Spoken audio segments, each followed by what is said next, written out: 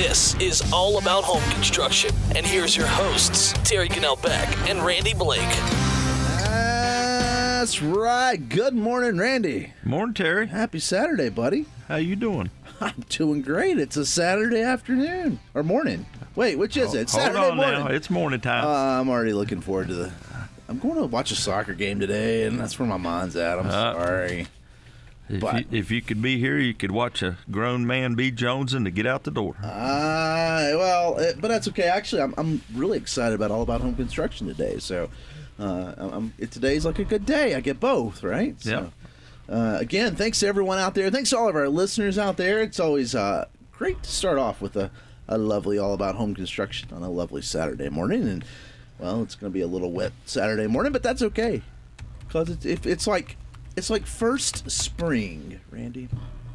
Well, I hate to tell you this. You seen my Facebook post about the peep frogs this last week? You've said that was very interesting because you're not the only one that said that. I had about 3 different friends on Facebook, and that 3 different people at 3 different areas of the 2 of them in the county and 1 off the mountain, and they all had the same comments about peep frogs this week. Yep, and old man, winter's not over. Oh, I know. Don't. That's why I said first spring. I suspect we'll have. I'm waiting on more snow. We'll see what happens, but I don't know. Well, just think about it. California's got snow. How about that? First time in history the Hollywood sign been snowed on. Yeah. That was pretty crazy. Well, the good thing about it is we're eliminating the drought, but La Nina is generally wet years. Right. El Nino is generally dry years, and it lasted a few years longer than it should have. Yep. And so now we're back into the law. And so we was talking about it at 2018 was it rained so much I was putting hay up at Thanksgiving Day. You remember that. And then, and that's the year, like, we had a couple years there where it was, like, flooding all the time. If you remember, we had the Boone PD on our show that week talking about flooding. Remember that? Yeah. And so who knows? I hope we don't have to deal with that again. But. Well, there ain't much choice we got if it comes to Mother Nature. Yeah, and my thing is like we've got a lot more construction in the county than we did 5 years ago.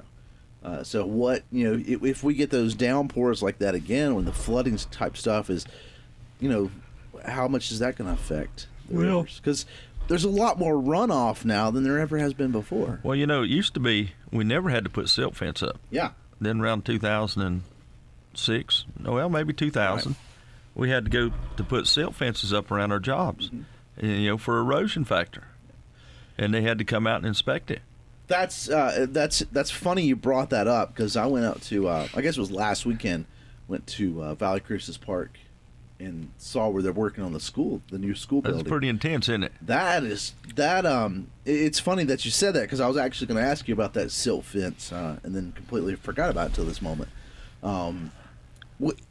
That stuff is pretty cool, but it's required to go up everywhere, right? Yes, it is for runoff into streams. And another thing too is you've got a lot that you're working on in a subdivision. Yeah. You're not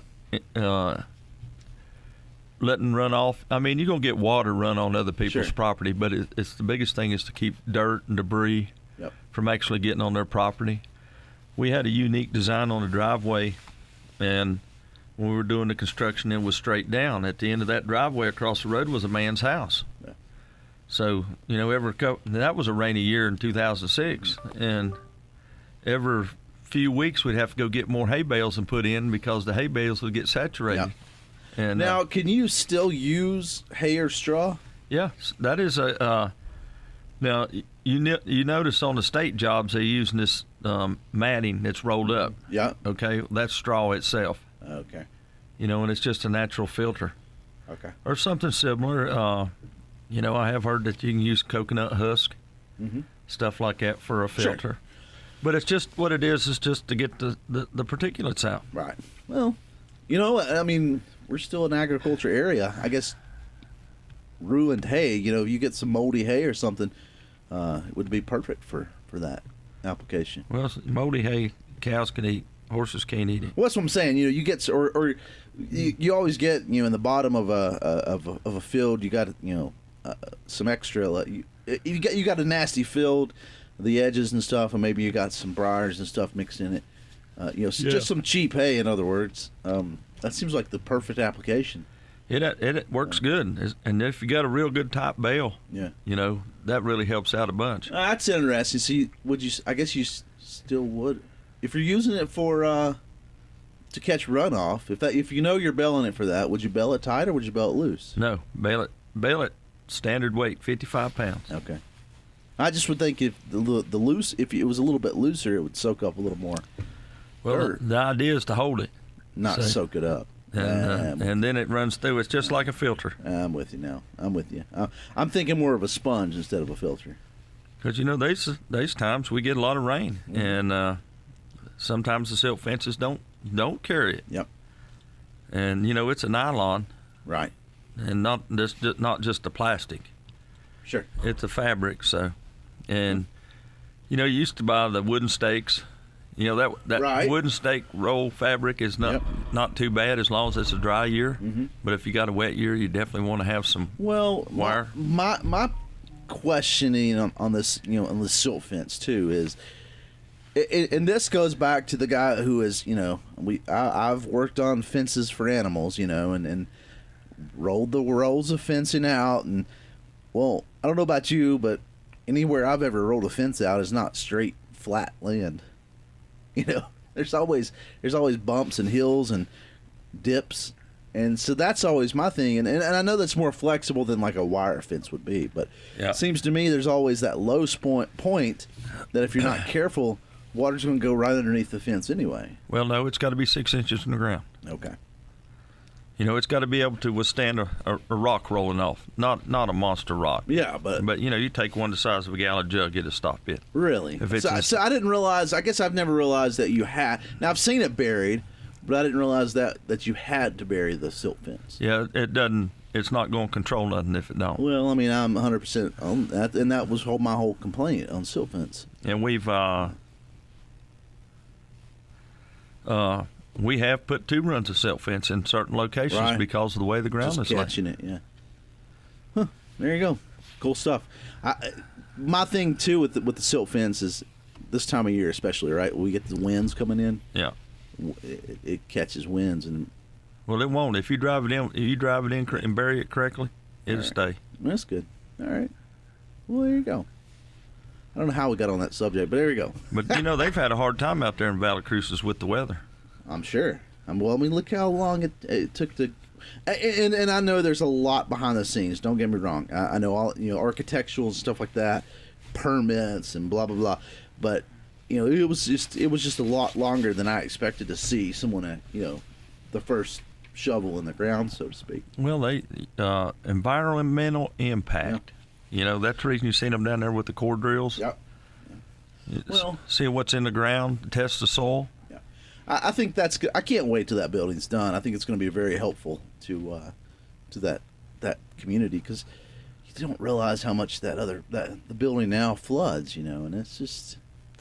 That's what I don't understand when they built that school. The new school that they built was the same level as the old gym, and I remember as kids it flooding out. Yep. And there was so much water under the construction of that new school section that they came in and dredged out all the river rock in it and put gravel back. Yeah. And I remember me and my uncle. See, my uncle was a superintendent on the viaduct. Right. And he's going, why aren't they driving piles? Because they could have drove piles. They could have drove piles, built up a gravel bed, kept it out of the floodplain. It'd still been in the floodway, but it would have never flooded. Yeah. And the average lifespan of a treated telephone pole versus a steel pile is 60 years. That's Well, the building's what? Close to 100 years old. The old part. It was built in the 30s or 40s. Don't hold me to that. I really can't remember. I can't remember. Let me see here.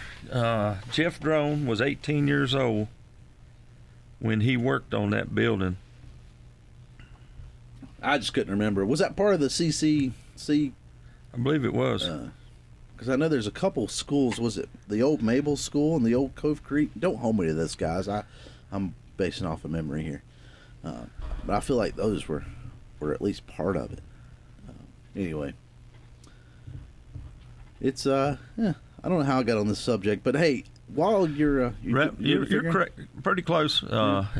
This is just a guess, but Jeff Drone said he that was his first job as a mason at 18, so that puts him around, because he was telling me he's 84 at the time when I was working on his house. Okay.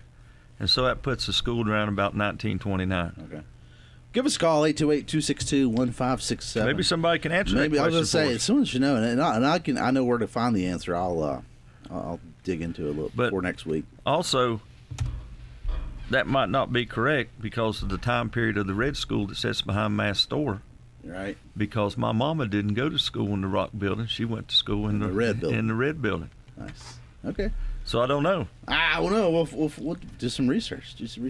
Hey, so to get back into a little construction news, I ran across this article the other day, and I think this is the coolest thing. And I pulled it back up this morning. Just cool as in like different, unique. Ecuador, seizes 200 tons of cocaine in a year. The process like cocaine, like they're drugs. In other words, the law enforcement goes in and busts these places up, and they in 2021 or 2022, one of those 2 years, it was like 200 tons of cocaine. So they've gotten together, and it apparently takes a couple of days to just properly dispose of cocaine. So they came in with this group, and disposal groups met up with this laboratory scientist group, and they started putting cocaine, mixing it in with concrete. Isn't that crazy? Yep. So the whole point is like it's a bonding agent.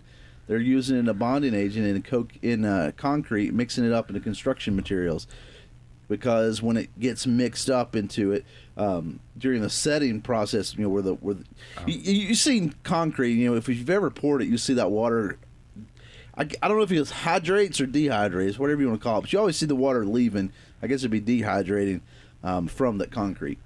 If you ever pour concrete, you see that water start to surface on the top, and that's what you're floating out when you're smoothing it up, right? Yep. But anyway, when it does that, it reacts. The cement chemically reacts with the stuff in the cement, if you will.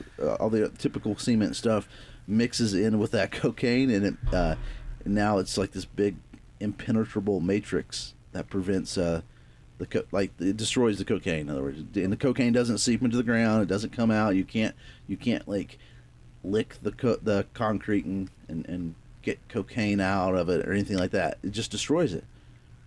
I think that's pretty cool. Yep. I mean, that's a cool way to dispose of it. Well, that is if somebody can't figure a way to get it back out. Well, chemically it breaks it back up. So there is no, at the end of the process, there is no cocaine in it. The cocaine's broken up chemically. There is no cocaine to take out. I don't know. They were mixing it in gasoline and bringing it across the line. Yeah, that's true. But I don't know. I just thought that was really cool when I read that. That's a cool way to dispose of and get rid of stuff. I guess is where I'm going with it. Well, about like us, one time they were adding. We had such a large amount of excess glass that they were actually grinding glass and putting it in asphalt. Yeah. Because it's harder than the asphalt. At one time, North Carolina wouldn't allow it, but that was fly ash. Yeah, and that. So now fly ash, 5% fly ash is in every yard of concrete. Why? But once it's mixed in, same thing. It's not leaking into the ground or anything, right? No, but my son-in-law, Paul, his dad worked for Duke Energy. Mm-hmm. And one summer he had a job of testing the fly ash. And every time fly ash is a byproduct of coal. Right. So, but the only difference is we grew up with cinders. Fly ash is put under high pressure. That's where you see little chunks because it explodes when it goes in the furnaces. So Paul said that when they'd get a batch, it would come out of the blast furnace. If it had any impurities in it, it had to be turned right back around and blown through the blast furnace again. Really? So you're getting pure fly ash when it's done? Correct. Yeah. So It's used in asphalt. Excuse me. It's used in asphalt. It's used in concrete, and it's actually now used in the home paint, your interior and exterior paint on your house. Really, that's cool. And they say that it actually acts as a smoothing agent in paints and concrete. I mean, that's the cool thing about, call it green. And then we've had this argument before, right? Green building, green this, reusable that. It's just, some of it's just common sense. Yes. Use what you can. Make it cheaper, make it better. One man's trash is another man's treasure. Correct. We'll take a break. We'll be right back right after this.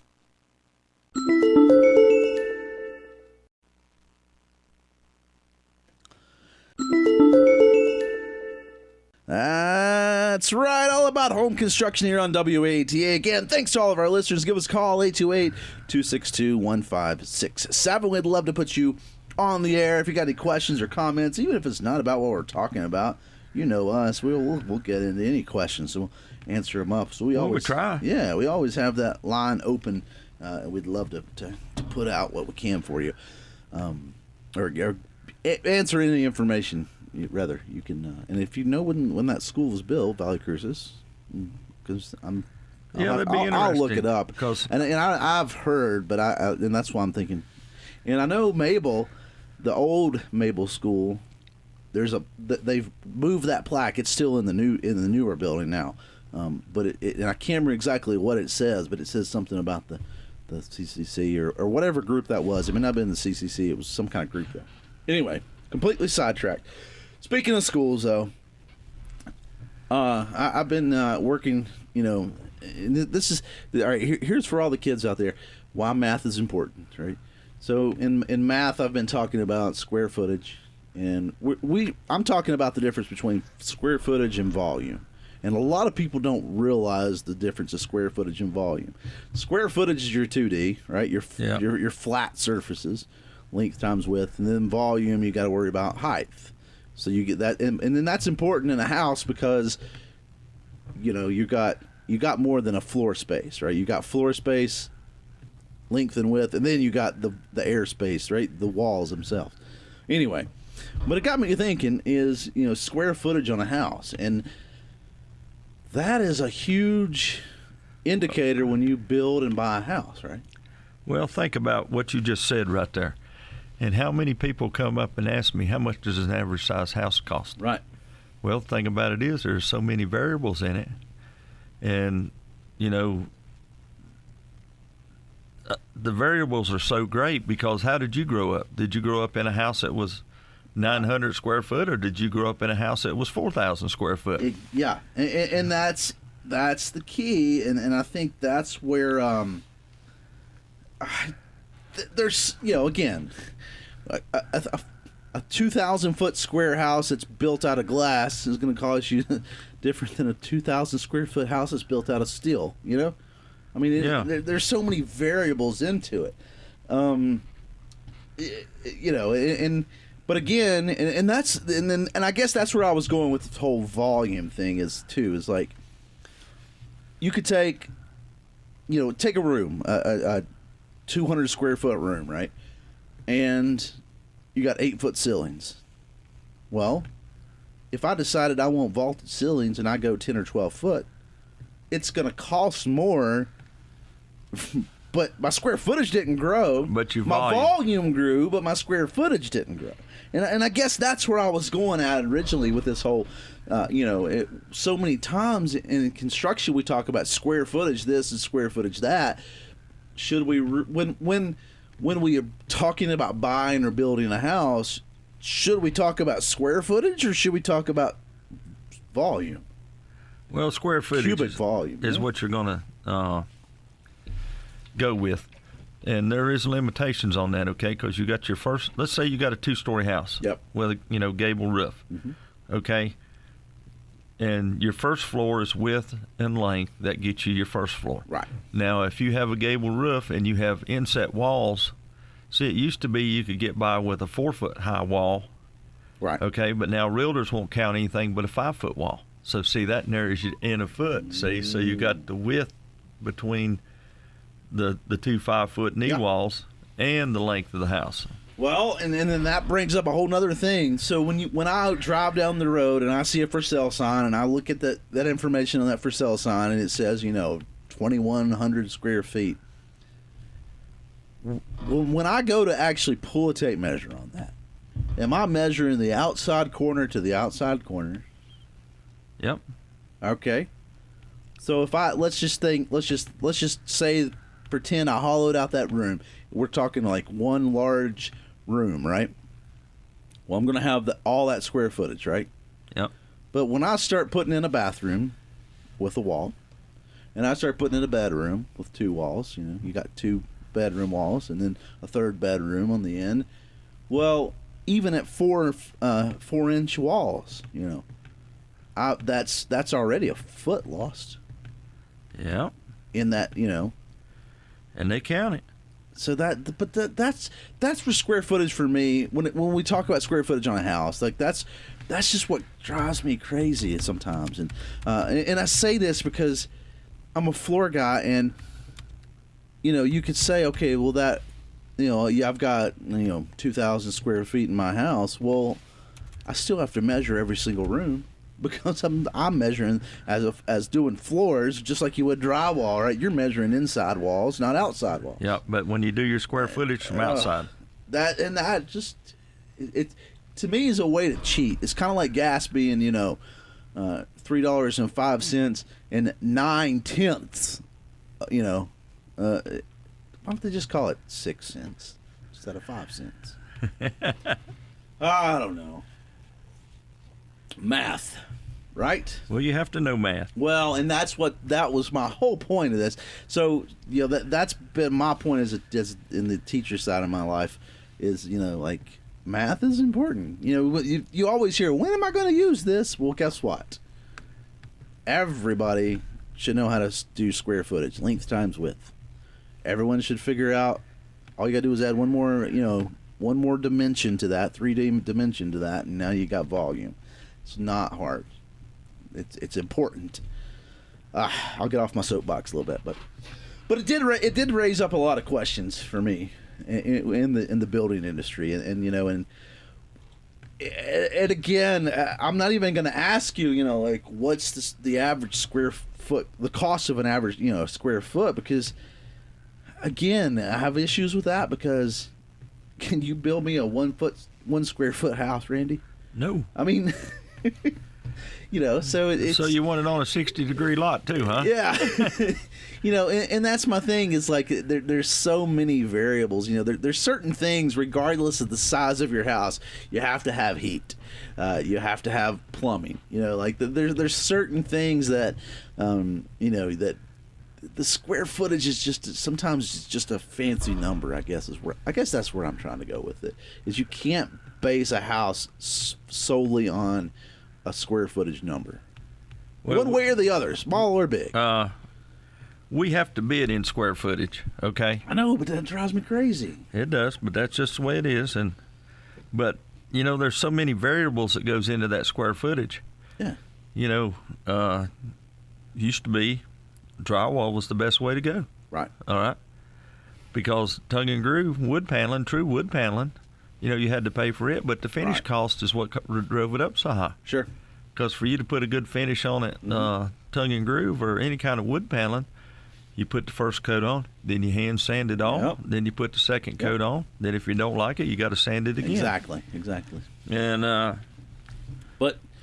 but I guess that's my thing though. Is again when I'm building a square foot house, like when you're bidding a job on square footage, you at least got to remind the owner, the end bank or owner, homeowner or whatever, like the customer, you've got to remind them, okay, and again I go back to this, average height of a 1-story house is what? Probably 10 foot, probably with 312 you're probably looking at 14, 15 foot. All right. Well, what if I wanted a cathedral ceiling? Well, then you could still do that same thing. Okay. But it would be, you'd have to come in, like, let's say 2 foot, then go up, do a vaulted ceiling. Which costs more. Correct. Okay. my square footage didn't change. No. And that's where I have a problem with bidding for square footage. But that's another add-on, see, because if you go, most people don't realize that, at one time we could use 2x6s for rafters. Right. How many houses you been in? Now we have to use 2x12s because of the R value. Yeah. So see, you already got the high dollar timber in. Yep. So well, and I know I'm sounding like a broken record, but again, that's where I have a problem with square footage being such an indicator of a house. Maybe that's a better way for me to say it. Well, you know how many people's told me, said, well, I want a vaulted ceiling, and then they come back and said, well, let's turn it into a tray ceiling. Mm-hmm. Well, there's a difference between a vaulted ceiling and a tray ceiling. Because you might spend 2 days doing the tray ceiling versus just putting your rafters up, putting your collar ties in for a vaulted ceiling. Right. Okay. Well, and then if you don't want to put collar ties in, then you have to order an LVL that will carry all the roof load. And so you have to put them fancy brackets on to nail all that together. So everything's an expense. Yeah. And it used to be, we just put a few joist hanger nails in it and go on. Mm-hmm. Well, no, you have to make sure them joist hanger nails are the correct nails. Right. And they're not cheap. They're sure. A pound of those joist hanger nails was $19 a pound. Right. Well, again, all right, I'm going to play devil's advocate a little bit here. I'm going to get off my soapbox of why we shouldn't bid for square footage prices. But I'm not going to change it. I know that. All your estimating software is on square footage. Or trim is in linear foot. Mm-hmm. Drywall's in square footage. Hardwood flooring finishers are in square footage. I know that. But that makes sense because I'm not talking about the whole house. I'm talking about a floor. I'm talking about painting a wall. But anyway, all right. I'll step back. So what is the average size home in the United States? And I can answer that for you. The median size home across the United States is about 2,000 square feet when we look at the whole United States. Now, averages, if you again going back to math class, for all you old people, remember math? Oh, yeah. You know what averages are. So you got to take your high, you got to take your low, and figure out the middle, basically, right? Colorado, for instance, is 2,500 square feet is about the average size home, whereas in New York, you're talking about 1,500 square feet, maybe even 1,000 square feet, right? So that's why I'm saying the average is about 2,000 square feet nationwide. But I found this really cool chart that breaks it up into states, and the number one state, now this was as of January of 2023, so it's about a month old. Some pretty relevant information, recent information. Utah is ranked number one in the average square foot of a house at 2,800 square feet, and the median price per square feet is $259.05. Well, they probably they can build with 2x4s. Yep. Which we can build with 2x4s as long as we put something on the outside. Because, the code changed in 2018. Right. Yeah. Well, so where does North Carolina rank on this? In case, go ahead and ask me that. You're welcome to, and I'll tell you. I was getting ready to. I'm kidding. I'm excited. You know that. 14. North Carolina's ranked at number 14 out of the 50 states. So we're one of the larger ones, I guess you would say, and according to this article, that this North Carolina average is 2,152 feet.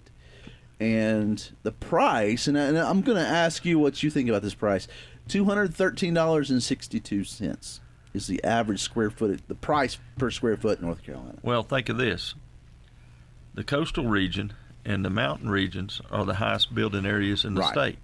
Everything in between now, drops down. Right. Because and when we built that addition in Greensboro, I went ahead and put steel in my footers. You're not required to put steel in your footers off the mountain. Mm-hmm. Okay.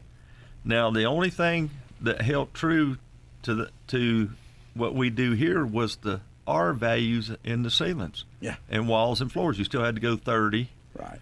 Because that's a state. That's a statewide. Well, no, that would matter for a region, though, right? No, it's about the same now, statewide, and because I built a section of a knee wall and was going to put R19 in it, and he said, "Well, you can't because see, it's a knee wall." So I had to actually go with R38 in the ceiling, then turn around, and I put R30 in that wall section, and then R30 in the other section. So you were baked. Okay. But I put R30C was equivalent to an R38. Okay. Because they changed the density of the insulation. Yep. Well, let's just look at when the neighboring states. In Tennessee is we're number 14. They're number 13. Tennessee's averages 5 more square feet per house. Again, we're 2152. They're 2157. Price is just a few cents difference. They're like 15 cents higher per foot. Tennessee, according to this article, they don't have codes. But my thing is though, but Tennessee's a huge state, and you have places like Nashville that probably have these huge mansions. Well, they do have codes. Yeah. Matter of fact, I was told this last weekend now that to get a building permit, you have to apply for one in Nashville for Johnson and Carter County. Wow. So because they will send inspectors out to inspect it now. Because see, Tennessee, you can still build with rough saw lumber. North Carolina will allow you to build up with rough saw lumber as long as you have it sawed off your property. The tree has to come from your property, and it has to meet. And I've the got guidelines. issues with that because if Randy and I are neighbors, and the tree is 3 feet across my line into his property, and he gives me that tree, I can't use it. But anyway, that's a whole other thing. Well, think of this. You've been rattling off about the United States, okay? Yep. The average size homes in Australia are 2,300. Nice. The average size homes in China is 646. Isn't that something? Yeah. And then the average home in France is 1,206 square feet. But then you go to Hong Kong, and the average size home in Hong Kong is 884 square feet. Yeah. Now, how do you house 12 people in that 484? Isn't that crazy? And they don't even list Mexico. Right. I was trying to find what's average size. Yeah, it's a good. Yeah. In Brazil, I mean, think about you think of those like Rio de Janeiro pictures that you see that in Brazil, and it's just houses like stuck together. Yeah. Yeah. There's no telling. The average home in Sweden is 893 square foot. Yeah. But think of some of the other countries, because like you take China, where they can build with bamboo. Right. Well, and again, we're talking about places that have less restrictions than us, and how you build. And because that, and again, that's where I was going with the whole volume thing, is like that plays a role because you have to have, right off the bat, you're going to have a 6 foot or 6 inches wall, a 6-inch wall. That's already adding an extra foot that you have to have. Yep. So, but I tell you what, we need to take a break, get off my soapbox a little bit, and we'll come right back right after this.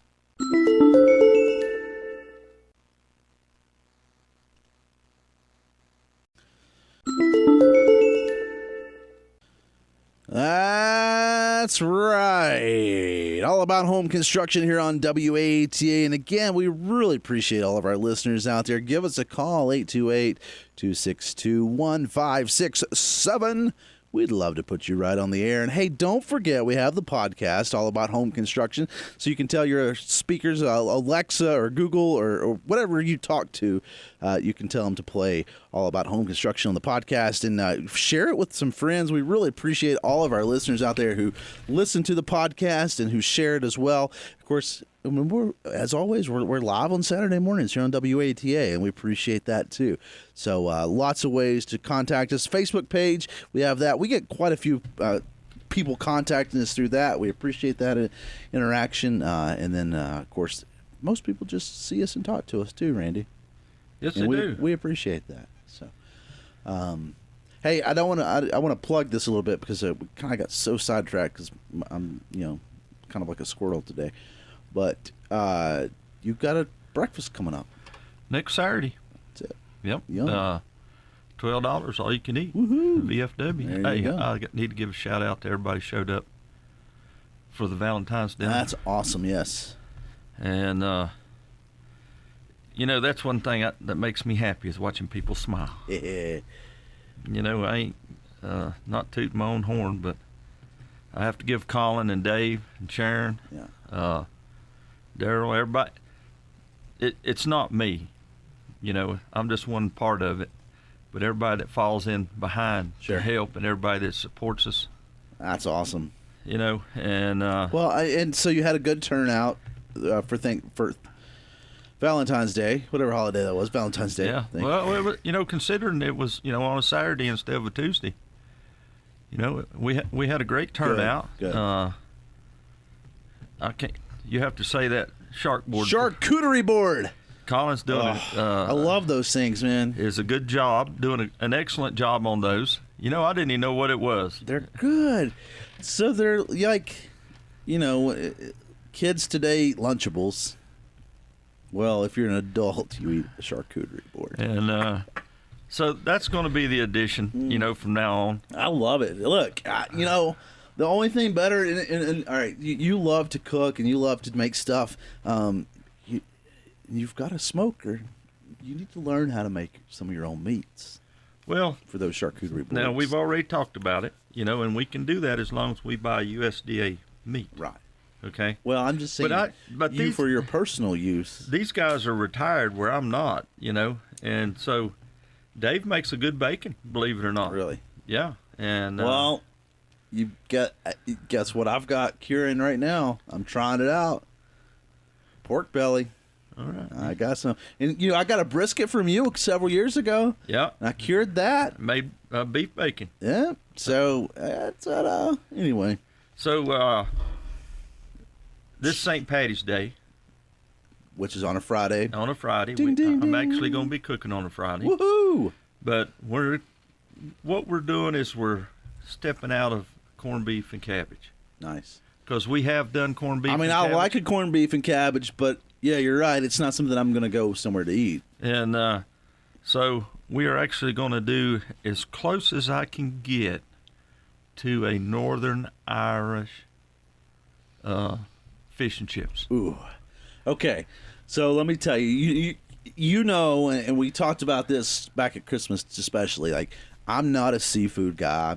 I don't really like fish. Sorry about that. I try. No, that's the way it is. But you want to know the best fish that I have ever had in my entire life? We went to Dublin when I was in college. Went to Dublin in Ireland. One of the best weeks of my life. Loved it. We go right outside. We took a train. It was like a 30-minute train ride out of the city to the coast. And it's called Hoth is where we went. And there was this little, almost like a stand, this little stand out there, and the guy's selling fish and chips.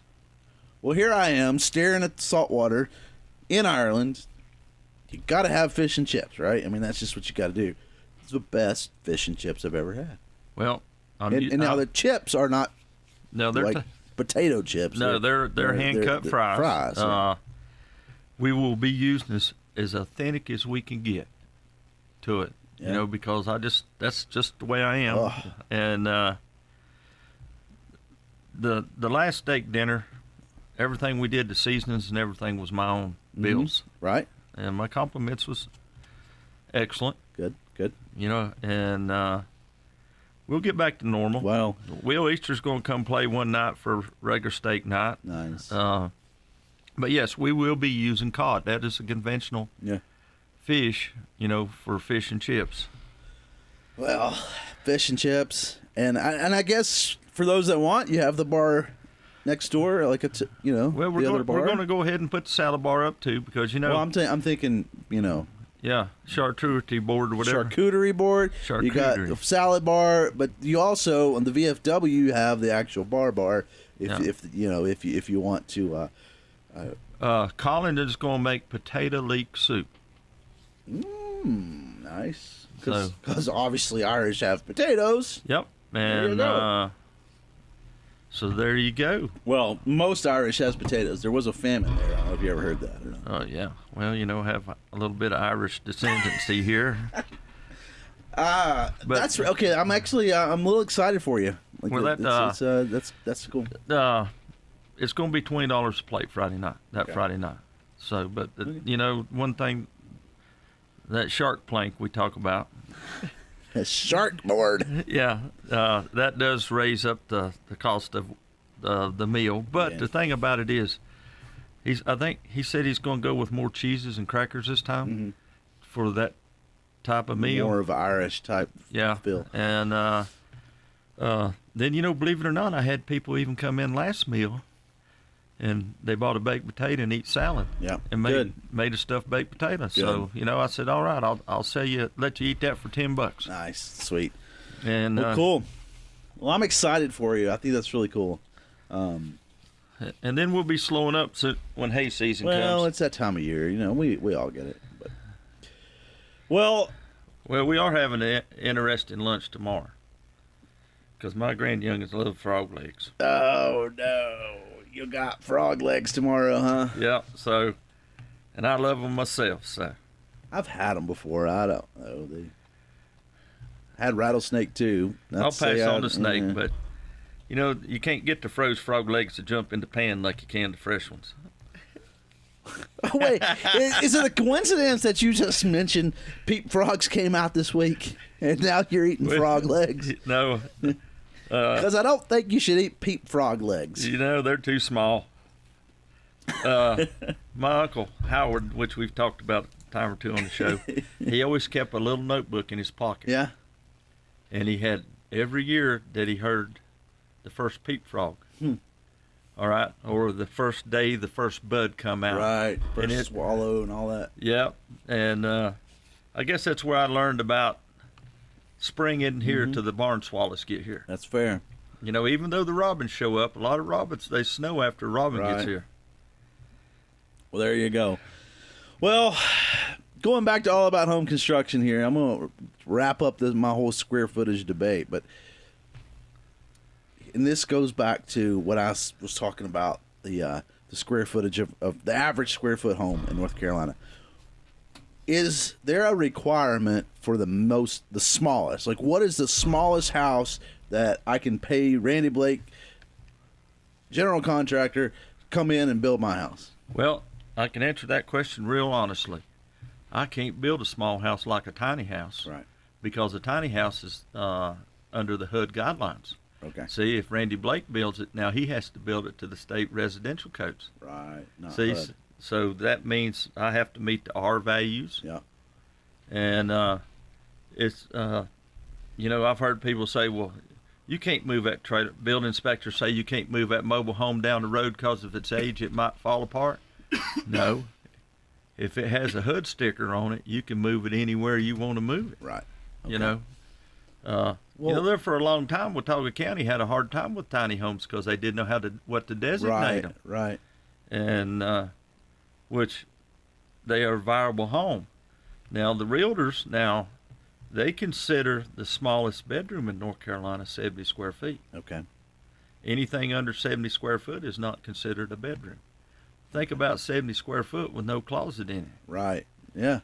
Because we got North Carolina has went through all this mess from all these people on these other states that built all these homes with all these rooms and they don't put closets in them. Right. Because that way they're not designated as a bedroom, but they only have a house for a septic system for three bedrooms. The next thing you know, they got 6 bedrooms in the house. Yeah.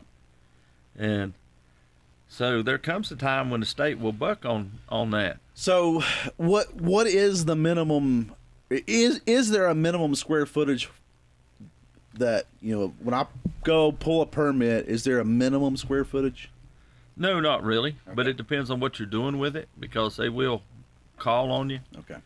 And realistically, the realtors is what controls that. That makes sense. Okay. Because they want to sell a house. They want a certain square footage in a house.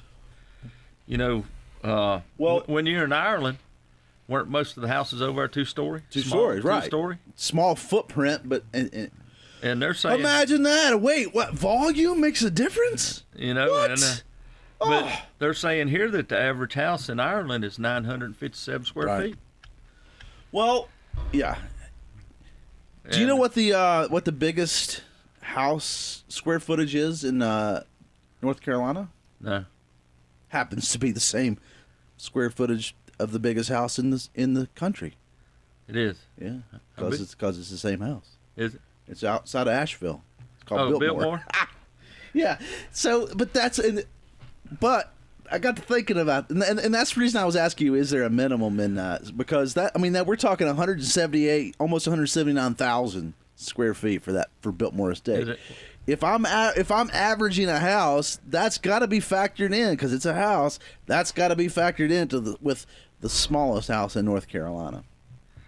Well, that's true. But you know what? The biggest house I ever worked on was in Georgia, South Atlanta, 19,000 square feet. That's pretty good. That's a big house to frame in. I can tell you as a wood floor guy, the largest wood flooring that I ever put down was 3,000 square feet of flooring. Now, that house had tile. That house had carpet also. That was just the wood was 3,000 square feet. That was probably the most wood I've ever, in terms of square footage, that's the most wood I've ever laid. We did that house in Linville Ridge. There was a lot of hardwood in there. Right. That's the picture I show on my web page with the circle stairs and stuff in it. We did. Yep. And well, but I love hardwoods. I'm not a carpet fan, and you can actually.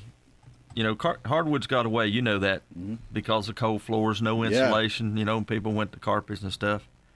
And under hardwoods, you don't have to put a piece of felt. You can actually put other materials under and increase the R value underneath your floor. Exactly. Well, another show in the books. Thanks for listening to us. Don't forget to listen to the podcast, share it with some friends.